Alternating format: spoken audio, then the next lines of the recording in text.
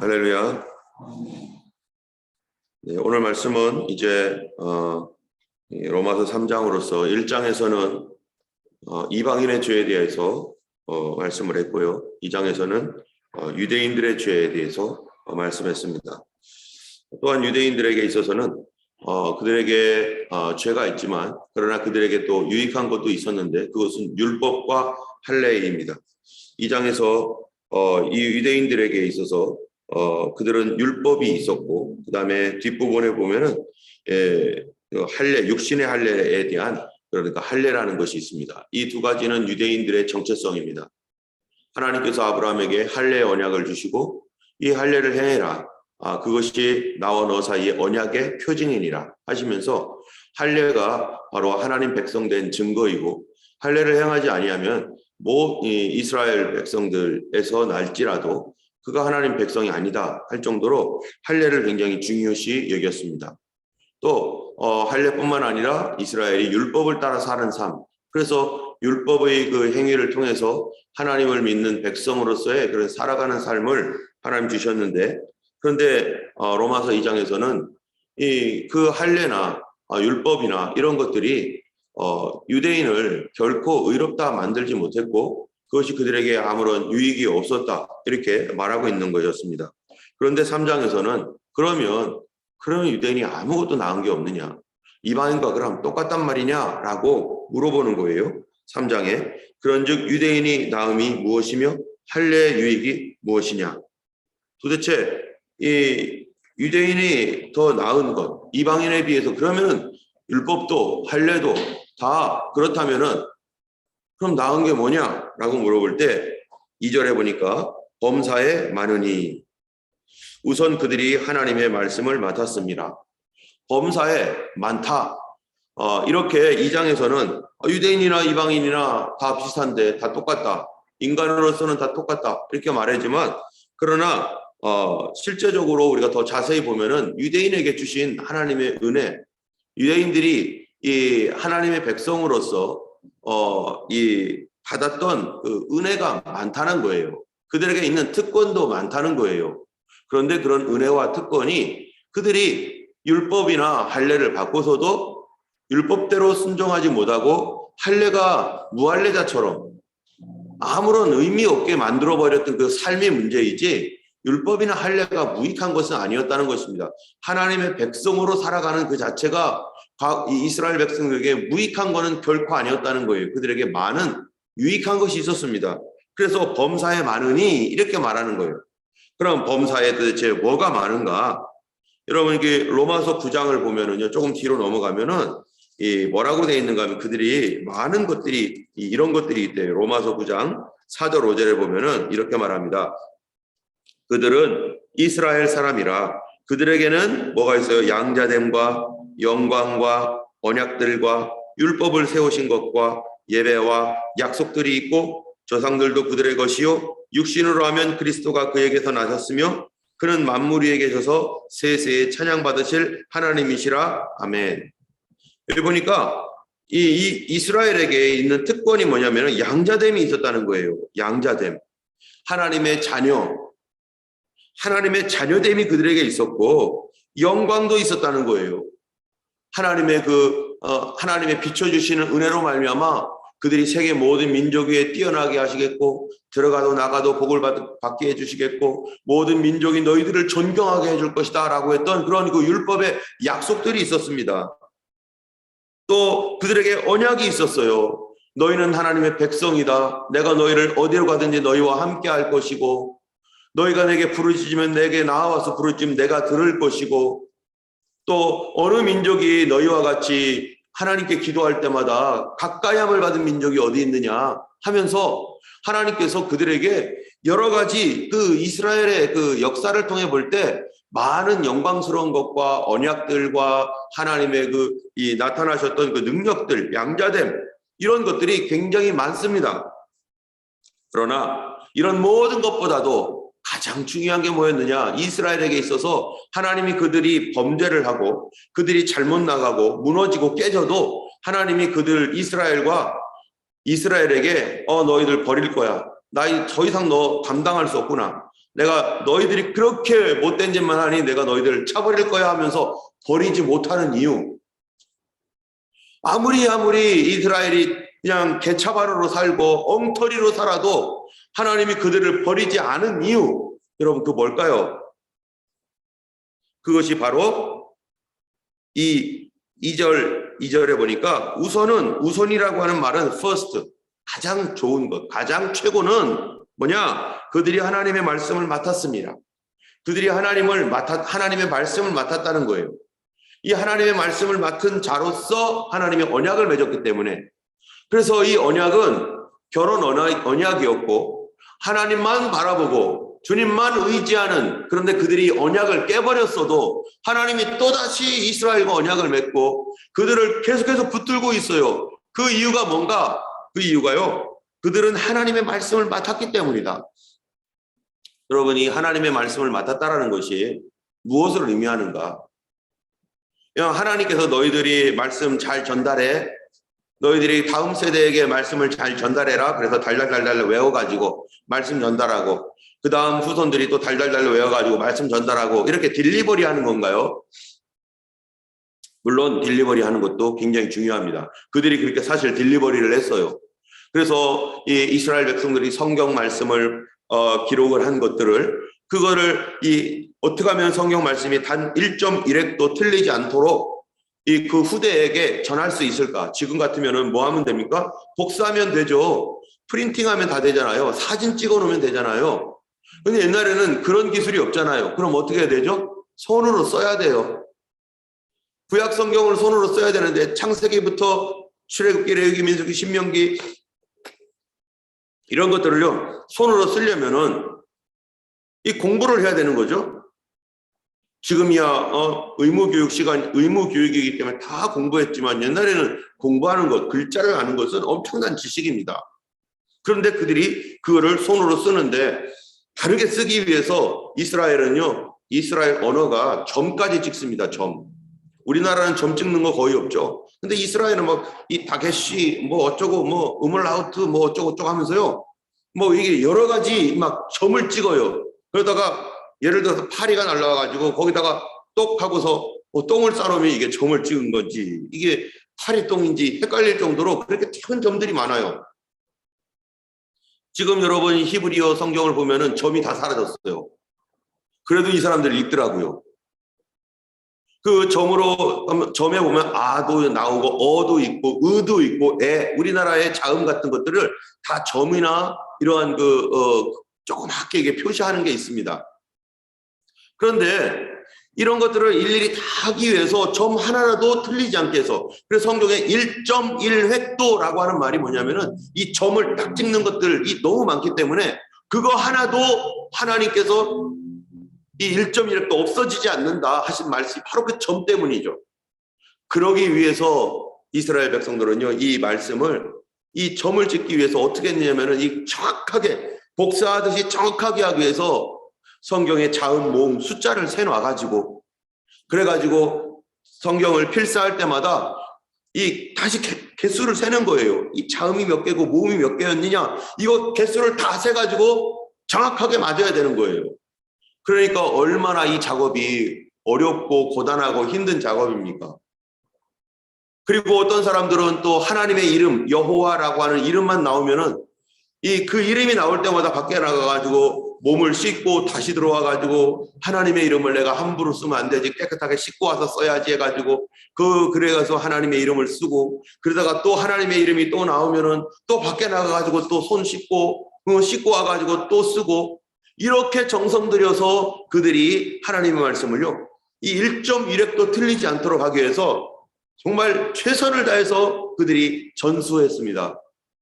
그래서 지금까지 성경이 우리에게 와 있는데, 그래서 예전에 1940년대나 20년대, 30년대 그 이스라엘 땅, 팔레스타인 땅에 고고학자들이 많이 가가지고 거기서 성경도 발견하고 고문서들을 많이 발견했는데요. 그때 발견했던 성경, 이사야서라든지 쿰난사본이라고 하는데, 이러한 그 성경이 2000년 전, 3000년 전 거예요. 그러면 지금 우리가 가지고 있는 성경과 2000년, 3000년 전에 썼던 그 성경, 그것을 서로 비교해 보면 얼마나 틀린지 알 거 아니에요. 오늘날 우리가 가지고 있는 성경이. 근데 안 틀린 거예요. 99% 정확한 거예요. 99%. 어떠한 그 철자 하나 틀린 거, 뭐 그런 것들은 있죠. 그런데 성경의 원문 그대로 99% 이상 그대로 이게 성경이 똑같은 거예요. 이렇게 그들이 성경을 철저하게 이렇게 써서 갖고 왔는데요. 그런데 그것을 하나님의 말씀을 맡았다고 하는가? 그거는 일부분입니다. 그건 일부분이에요. 그러면 하나님의 말씀을 맡았다는 게 뭔가? 이스라엘에 유익한 것. 그 하나님의 말씀을 맡은 거는요. 바로 이스라엘 역사가 누구의 역사예요? 하나님의 말씀의 역사입니다. 여러분, 하나님께서 이스라엘을요 선택을 해가지고 그들의 역사 속에서 하나님이 계속 말씀하셨어요. 그러면은 이스라엘 역사와 하나님 말씀을 떼어놓고 얘기할 수가 있는가? 예를 들어서 아브라함 이야기를, 이스라엘 사람이니까 아브라함 이야기를 빼버려요. 그럼 성경에 뭔 얘기 남겠어요? 아브라함이 하셨던 말씀, 약속들 아무것도 없죠. 이삭, 야곱, 요셉, 모세 시대 때 이스라엘 백성이 이집트에 있었던 이야기, 이집트에서 나와서 민수기, 출애굽기, 민수기, 레위기, 신명기, 또 열왕기, 상하, 역대상하 다 누구 얘기예요? 이게 이스라엘 얘기예요. 이스라엘 얘기. 그런데 그 이스라엘 역사 안에 하나님의 말씀이 거기에 계속해서 나옵니다. 그들이 삶 속에 하나님께 반응하고 하나님 앞에 어떻게 했는가에 따라서 하나님께서 그들에게 하셨던 하나님의 말씀이 거기에 있어요. 그래서 이스라엘의 역사와 하나님 말씀을 떼어볼래야 떼올 수가 없어요. 이스라엘 역사를 떼버리면 남는 게 없어요. 아마 창세기 1장에서 11장까지는 혹시 남겠죠. 그러나 그 이후 아브라함을 택한 그 때부터 아브라함의 삶에, 아브라함이라고 하는 그 사람의 삶과 하나님의 약속의 말씀, 하나님의 말씀을 서로 분리할 수 있겠어요? 아브라함이 하나님을 처음 만나서 믿을 때부터 하나님이 아브라함아 너는 너의 본토 친척 아비집을 떠나 내가 내게 지시할 땅으로 가라. 내가 너로 큰 민족을 이루고 하면서 이런 말씀을 주셨는데 아브라함이 없으면 그 말씀을 누구한테 한 거며 왜 한 거며 아무것도 없잖아요. 아브라함의 인생에 하나님의 말씀이 빠지고 하나님의 말씀이 아브라함이 없이 있으면 이게 무슨 뭐 소설 쓴 것도 아니고, 이스라엘이 하나님 말씀을 맡았다는 것은 이스라엘 역사가 하나님의 말씀 안에 있고 하나님의 말씀이 이스라엘 역사 속에 나타나는 것입니다. 그것이 바로 그들이 하나님 말씀을 맡은 거예요. 여러분, 이 옛날에 이 페르시아가 엄청 컸잖아요. 이 페르시아가 엄청나게 컸는데 그때 왕의 명령을 전달하기 위해서 아마 예전에도 제가 한번 말씀을 했었는데 그 전령들, 그 왕의 비밀 문서를 이 전쟁하는 그곳까지 전달을 해줘야 되는데 이 중간에 가다 보면은 이 왕의 명령을 전달하기 위해서 가다 보면은 이 중간에 이 스파이나 아니면 적군들에 의해서 잡혀버리면요, 그 왕이 전달한 문서, 비밀 문서들을 다 뺏겨버립니다. 빼앗겨버리면은 그러면은 이 왕이 했던 말이 다 탄로가 나니까 그 전쟁에서 질 수밖에 없고 실패할 수밖에 없어요. 그런 일들이 비일비재에 일어나니까 그때 어떻게 합니까? 한 사람을 선택을 해가지고 머리를 팍팍 밀어버려요. 머리를 팍팍 민 다음에 그 다음에 거기다가 이 왕의 명령을 거기다가 머리에다가요 이 문신으로 쓰듯이 문신처럼 거기를 다 일일이 다 씁니다. 그러면은 머리를 감아도 문신이 되어 있기 때문에 상관없죠. 그러면은 이 사람이 말을 타고 달리면서 이 최전방까지 가려면은 이 페르시아라는 제국이 너무너무 넓기 때문에 수도인 수사에서 이 전방까지 가려면은요 몇 달 걸려요. 그럼 몇 달 걸리는 동안에 머리가 자랍니다. 머리가 자라면은요 잡혔을 때 사람들이 어떻게 해요?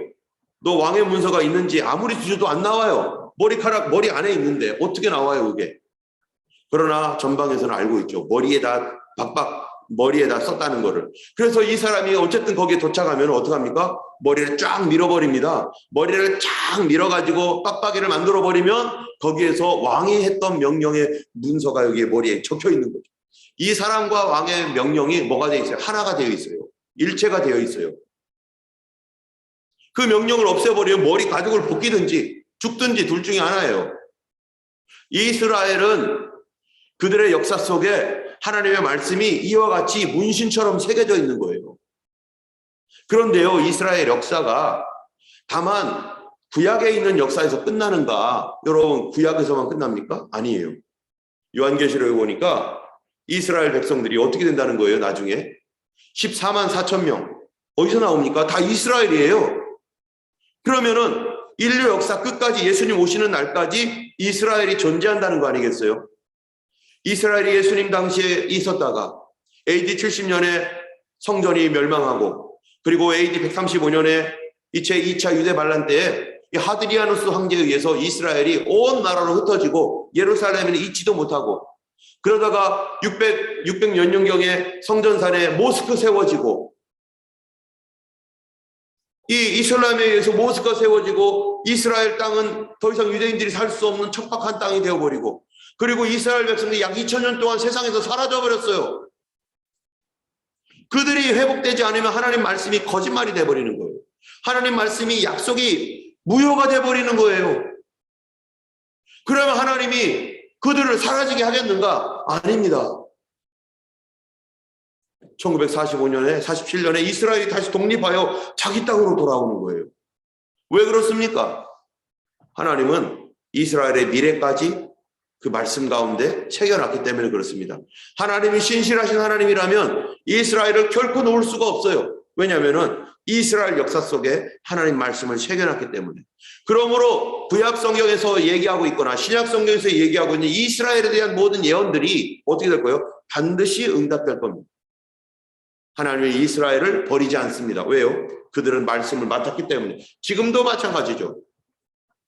그래서 모든 이방 민족이 이스라엘을 보면서 하나님이 살아계시구나, 하나님이 저 민족을 보호하고 있구나를 깨닫고 회개하고 돌아오도록 이스라엘에게 말씀을 맡겼습니다. 그래서 구약에서나 신약에서 이스라엘에 대한 말씀들 반드시 응답될 것인데요, 로마서 9장부터 9장, 10장, 11장이 바로 그 이스라엘은 어떻게 될 것인가에 대한 미래에 대한 예언이기도 합니다. 이스라엘이 어떻게 될 것인가? 하나님은 이스라엘을 버리지 않고 그들을 다 구원하여서 하나님 백성 삼아주시고 회복시키시겠다. 예수님도 그 얘기하셨어요. 호산나 다윗의 자손이요 하면서 사람들이 예수님을 막 영접했을 때, 그러나 어떤 사람은 영접하지 않는 거예요. 그럴 때 예수님 뭐라고 합니까? 이 이스라엘 백성 나를 영접할 때까지 나를 결코 보지 못할 것이다. 그러면 주님께서 그들을 영접시키겠다는 거예요. 그들이 예수님을 영접할 날이 오겠다는 거예요. 그런데요, 이 율법의 말씀을 이스라엘이 맡아서 이거를 어디에다 전달했느냐? 그들은 구약에서 그들의 역사가 끝나고 신약 저 후반에 이제 예수님 오실 때 또 다시 나타나지만 그 이 메시지를 누구에게 전달했느냐? 교회에 전달하고요. 예수님은 교회에다가 뭐를 맡겼습니까? 복음을 맡겼어요. 이 복음을, 예수 그리스도의 복음을. 그렇다면 교회는 어떨까요? 교회도 마찬가지입니다. 구약에는 하나님의 말씀을 이스라엘에게 맡겨서 그렇게 사용하셨고, 역사 끝에 이스라엘에 여전히 그 약속의 말씀이 유효하여서 이루어지게 하실 것이고, 그리고 이 구약이 끝난 뒤에 신약 시대 예수님 오신 이후에는 이 하나님의 메시지, 이 말씀, 이 복음의 말씀을 누구에게 맡겼느냐? 교회에 맡기셔서 교회를 통해서 이 말씀을 역사 끝 예수님 오실 때까지 계속해서 이 복음을 계속 맡아서 가도록. 그래서 여러분 여기 이 뭡니까? 이 요한, 마태복음, 마가복음, 누가복음, 요한복음에서 요한계시록까지 여기에 뭐가 있어요? 여기도 역사예요. 이 마태복음에서 예수님의 이야기 빼면은 하나님의 말씀이 없어지죠. 사도행전에서 베드로의 이야기, 바울의 이야기 빼보세요. 하나님 말씀이 어디에서 나와요? 그들의 이 선교 사역 속에서 하나님이 말씀하시고, 베드로야 어쩌고 바울아 어쩌고 이거를 예수님이 직접 그들에게 말씀하시고 하나님의 성령이 그들에게 말씀하셨던 말씀이 하나님의 말씀인데, 그게 성경인데 바울과 베드로와 이런 제자들 얘기 빼면 뭐가 나오겠어요? 아무것도 없는 거예요. 그들이 교회예요. 때문에 복음의 말씀은요, 이 교회에 맡겼습니다. 그래서 복음의 말씀이 교회에 맡겼는데, 그런데 이스라엘도 그렇고 교회도 그렇고 하나님께서 맡기신 이 말씀은요, 과거의 역사일 뿐만 아니라 미래의 예언도 있습니다. 교회에 대한 미래의 예언, 누굽니까? 교회가 예수 그리스도의 신부로서 주님을 맞이할 주님의 신부라는 거예요. 역사 끝에 주님이 그 신부를 데리러 올 것이다. 그런데 그 끝에 이스라엘도 회복될 것이다. 이스라엘이 14만 4천이 돌아오게 될 것이고 그들이 예수 믿게 될 것이다. 그들이 복음을 전할 것이다. 이게 다 뭐예요? 하나님의 과거와 미래에 대한 약속입니다. 그래서 이스라엘은 하나님의 말씀을 맡았고 교회는 복음을 맡았고, 그래서 마지막 끝에 예수 그리스도 안에서 이것이 다 하나가 되어버리는 거예요. 때문에 교회의 사명이 뭡니까? 교회는요, 모든 족속을 제자로 삼아서 아버지와 아들과 성령의 이름으로 세례를 주고 내가 분부한 모든 것을 지키게 하라, 가르쳐 지키게 하라. 보라, 세상 끝날까지 너희와 항상 함께 있을 것이다. 우리 주님은 교회를 통해서 구원의 역사를 이루어 가십니다. 교회가 비록 부족하고 연약하지만 온전하지 못하죠. 이스라엘도 그랬던 것처럼 교회도 삐걱삐걱하면서 갔습니다.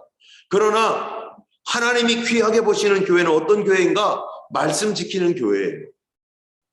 이 복음의 말씀을 지키고 이 말씀을 전달하고 그 날에 예수 그리스도의 신부로서 단장하는 교회, 주님이 오신다고 했으니 그때 우리가 예수님 맞으러 갈 것이다 라는 믿음 갖고 살아가는 교회, 그 교회가 그리스도의 신부된 교회이고 그 교회에게 주님께서 말씀을 맡겼습니다. 우리가 바로 교회입니다. 여러분, 교회는 어떤 사람들이 모이는 곳입니까? 베드로가 고백했던 대로 뭐라고 합니까? 주는 그리스도시요 살아계신 하나님의 아들입니다 라고 하는 이 고백을 결코 놓지 않고 붙드는 교회, 오직 예수 그리스도만이 메시아 구원자이시고 그분은 유일하신 하나님의 아들입니다라고 하는 이 메시지를 결코 놓치지 않는 교회, 그 이외에는 어떤 구원도 없으며 예수 이름 이외에는 다른 어느 데도 우리를 구할 어떤 존재가 없다라는 사실, 천하의 어떤 이름도 우리를 구원할 이름이 없다라는 사실, 예수 이외에는 이 복음, 나를 위해 죽으신 분 예수 그리스도밖에 없다라는 사실, 유일한 길이요 진리요 소망, 우리의 모든 생명, 이거 예수밖에 없다는 이 사실을 굳게 잡는 그 사람들이 바로 예수 그리스도의 교회이고, 주님은 그들을 만나기 위해서 역사 끝에 예수님이 그 신부들을 데리러 예수님 오신다고 말씀하였습니다. 우리는 오늘도 그 믿음으로 살아가는 것이고요, 우리가 정말로 예수님이 그 끝이 지금이라면 우리는 예수님을 만날 준비를 해야 되는 것입니다. 오늘 3장에서 유대인의 나음에 대하여 말했지만, 그러나 교회의 나음이 무엇이냐? 교회는 복음을 맡았다. 그리고 교회가 복음을 맡았기 때문에 범사에 유익한 것이 너무 많은 거예요. 교회 안에 우리가 복음을 맡았기 때문에 복음의 메시지의 약속들이 우리에게 다 있는 거예요. 그 중에는 뭐도 있습니까? 너희가 귀신을 쫓아내며 뱀과 전갈을 밟으며 원수의 모든 능력을 제어할 권세를 받았고 너희가 손을 얹은 즉 나으리라. 믿는 자에게 이런 표적이 따르니 너희가 새 방언을 말하며 귀신을 쫓아내며, 이런 모든 약속이 누구에게 있습니까? 예수 그리스도를 구주로 고백하는 교회에게 있는 것이고, 교회는 이 능력을 가지고 세상 끝까지 나가는 것이고, 교회는 이 성령의 능력을 받아서 사역하는 것이 바로 교회이고, 교회에 뭐가 열렸어요? 천국 열쇠가 교회에게 있다라고 말하고 있습니다. 우리는 이제 더 나아가서 정말로 이런 놀라운 성령의 권능의 역사가 우리 교회 가운데 나타나도록 참으로 하나님 나라의 문이 우리 교회를 통해서 열려서 믿지 아니하는 사람들에게 혜택이 들어가고 복음이 들어가고 그들의 삶이 변화되도록 하나님 우리를 써주시도록, 교회에 주신 그 약속이 하나님 기도를 통해서 우리에게 다 임하고 성령과 함께하는 교회, 그리하여 성령의 사역이 일어나는 교회가 되도록 우리가 기도하시고 우리 모두가 그렇게 되기를 주님의 이름으로 축원합니다. 기도하겠습니다. 거룩하신 주님 감사합니다. 오늘도 우리에게 새 하루를 주셨습니다. 아버지 하나님, 우리가 믿음이